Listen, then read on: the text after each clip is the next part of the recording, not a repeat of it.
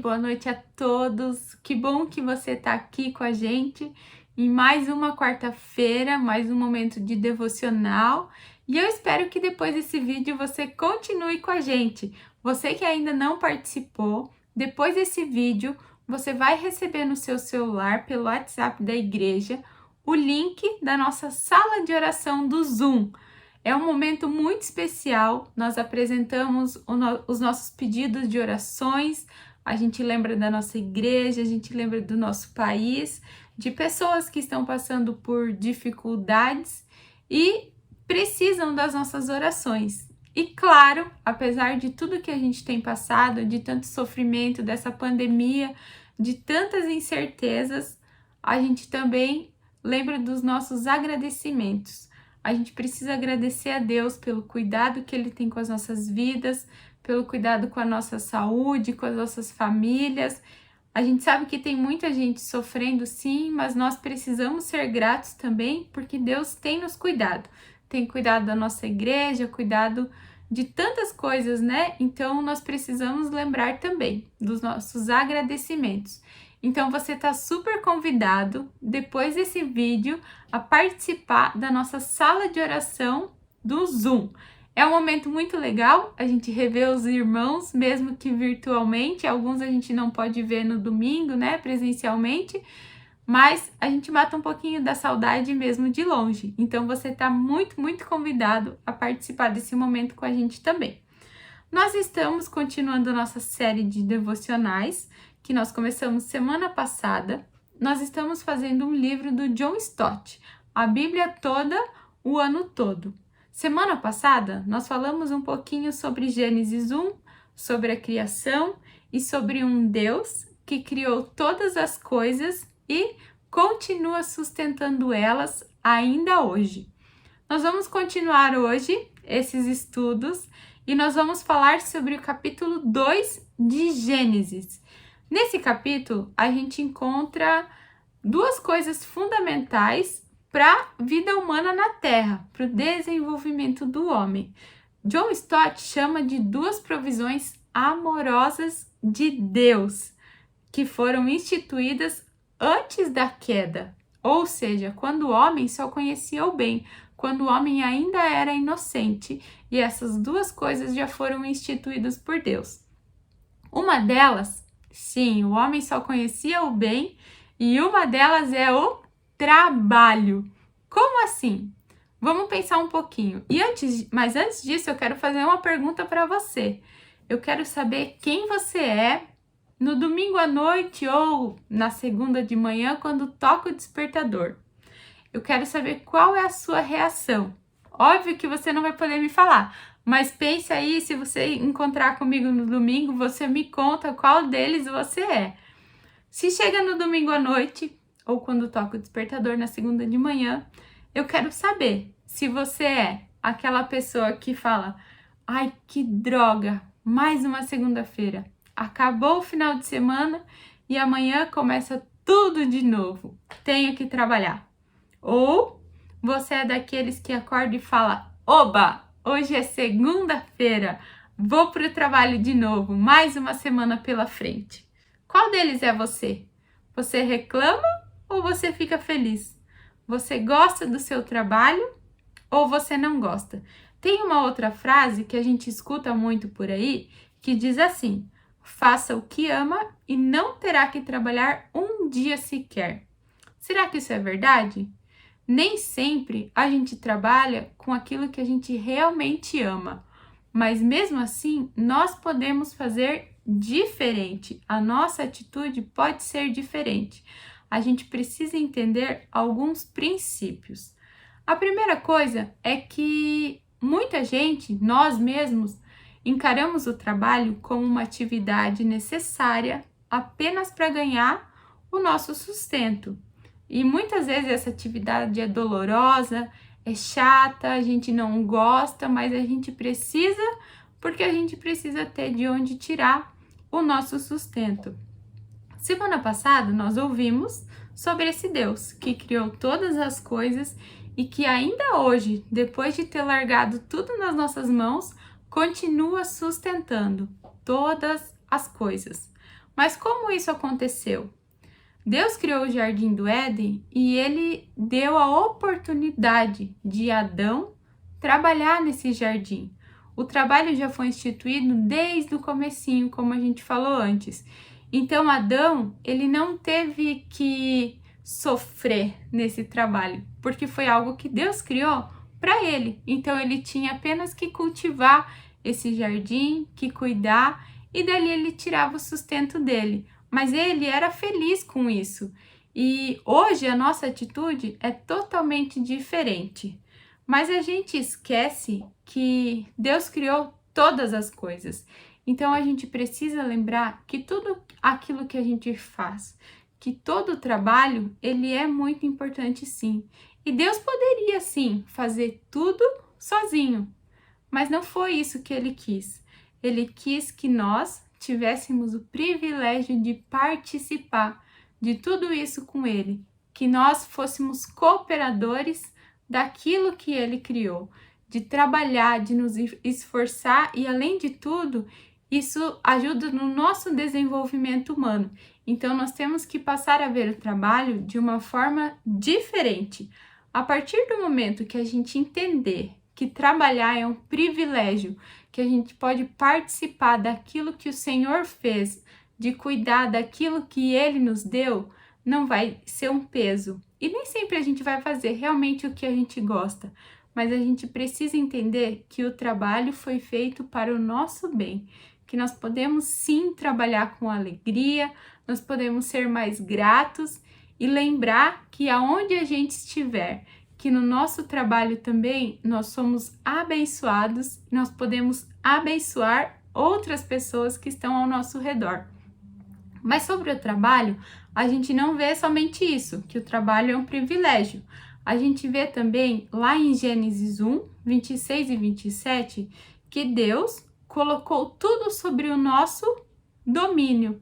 Pois é, além de criar tudo, mesmo que ele tivesse a capacidade de sustentar tudo sozinho, ele deu ao homem o privilégio de trabalhar, de fazer parte daquilo que o Senhor fez, de cooperar com a obra de Deus. Ele deixou tudo em nossas mãos e colocou tudo sobre o nosso domínio. Mas a gente tem que entender também que esse domínio tem sido visto de forma errada. Algumas pesquisas dizem que nós usufruímos muito além do que realmente nós necessitamos. Ou seja, a gente tem estragado tanta coisa, a gente viu um pouquinho disso semana passada também. A gente não tem cuidado como deveria, a gente não tem colaborado com Deus como deveria. E se a gente anda por aí na rua, a gente vê muitos traços de destruição. Mas será que Deus realmente queria isso? Será que essa era a intenção dele quando ele colocou tudo nas nossas mãos? Mas não era. Se a gente for olhar um pouquinho nas palavras do original lá no hebraico, essas palavras nos trazem dois significados diferentes. Além de nós tirarmos o nosso sustento, nós precisamos entender que esse domínio é uma forma de nós administrarmos aquilo que o Senhor nos deu. Nós precisamos colaborar com Deus, administrando e delegando corretamente a criação dele. Então, sim, nós devemos trabalhar, nós devemos cuidar e fazer isso com todo o nosso coração, com alegria, com gratidão a Deus, porque isso é um privilégio. Trabalhar é um privilégio, é cooperar com Deus, com aquilo que Ele nos deu. E a segunda coisa de hoje, lembram que eu disse que eram duas coisas fundamentais. A primeira foi o trabalho e a segunda é o casamento. É isso aí. Em Gênesis 1, nós encontramos várias vezes a expressão "e viu Deus que era bom". Ele criava as coisas e depois ele via que realmente havia ficado muito bom. E mais para frente, a gente encontra também a expressão "tudo havia ficado muito bom". Ou seja, tudo que Deus criou ficou realmente muito bom. Estava tudo perfeito. Mas em Gênesis 2:18, nós lemos uma expressão que diz assim: não é bom que o homem esteja só. Os casais sabem que essa expressão é verdadeira. As esposas sabem que os maridos não podem ficar sozinhos por muito tempo e os maridos sabem que não aguentam ficar sem as esposas por muito tempo também. E isso é verdade. Se alguém te falou em alguma ocasião específica que casamento não é bom, a gente precisa ter certeza de que esse casamento não está nos padrões de Deus. Porque o casamento, sim, é algo muito bom que foi instituído por Deus desde o comecinho, lá de trás, e é algo que é essencial para a vida humana também. Mas essa não é uma verdade absoluta, não é uma declaração absoluta. Por quê? Porque algumas pessoas são sim chamadas a permanecerem sozinhas. Paulo diz isso lá em 1 Coríntios 7,7. E Jesus foi um exemplo. Ele foi humano, ele foi homem e permaneceu solteiro. Então, sim, algumas pessoas são chamadas a permanecerem solteiros. Mas essa expressão de não é bom que o homem fique só tem a ver também com a solidão. Por quê? Nós somos seres relacionais. Nós somos criados para nos relacionarmos com outras pessoas. Então, a solidão realmente não é algo bom para nenhum de nós. Mas, pensando no casamento, Gênesis 2 mostra que Deus quis dar a Adão uma companheira que lhe correspondesse. E se nós formos olhar essas palavras lá no hebraico, elas têm relação e sentido com parceria e adequação. Gênesis 2, 21 e 22 mostra que a mulher foi criada a partir da costela do homem. Isso aí. E tem alguns autores que fazem algumas interpretações simbólicas muito interessantes dessa expressão de que a mulher foi criada da costela do homem. E elas dizem assim: não do pé, para que não fosse escrava, não da cabeça, para não dominar, ao lado, para ser sim a sua parceira, debaixo do braço, para ser protegida, e perto do coração, para ser amada. Deus estabeleceu alguns padrões para o casamento, e diante dessas interpretações simbólicas, a gente já pode reconhecer alguns desses padrões. Por exemplo, o casamento deve ser heterossexual. Sim, Deus criou homem e mulher. Nós acreditamos na palavra de Deus como a única verdade para as nossas vidas. Então, sim, o casamento é heterossexual, homem e mulher. O homem deixará seu pai e sua mãe e se unirá à sua mulher. Monogâmico, um compromisso. Casamento é um compromisso mútuo das duas partes. Público, porque ele deixa o pai e a mãe, é algo que todos veem. Um casamento é algo público, que ele se une à sua mulher, então. Físico, heterossexual, monogâmico, compromisso, público e físico. O casamento é consumado pelo ato sexual. Esses são os padrões de Deus para o casamento. Se algum desses não funciona, realmente o casamento não vai ser uma bênção, nem para o homem, nem para a mulher, e vai ser algo muito ruim. Então, nós precisamos entender que o casamento não é uma invenção humana. Não foi algo que o homem criou porque ele quis, porque ele achou que precisasse. O casamento foi instituído por Deus. Nós lemos isso em Gênesis 2:24 e ele é enfatizado também por Jesus lá em Marcos 10:7. Nós falamos sobre o trabalho e sobre o casamento. E algo que essas duas coisas têm em comum é que as visões dessas duas coisas estão totalmente invertidas hoje em dia, totalmente deturpadas. O trabalho não passa de algo que a gente precisa fazer, de uma atividade que muitas vezes a gente não gostaria de cumprir, mas a gente precisa, porque a gente precisa ter o sustento, a gente precisa satisfazer as nossas necessidades. E o casamento não é visto de forma diferente. É algo para satisfazer as nossas necessidades.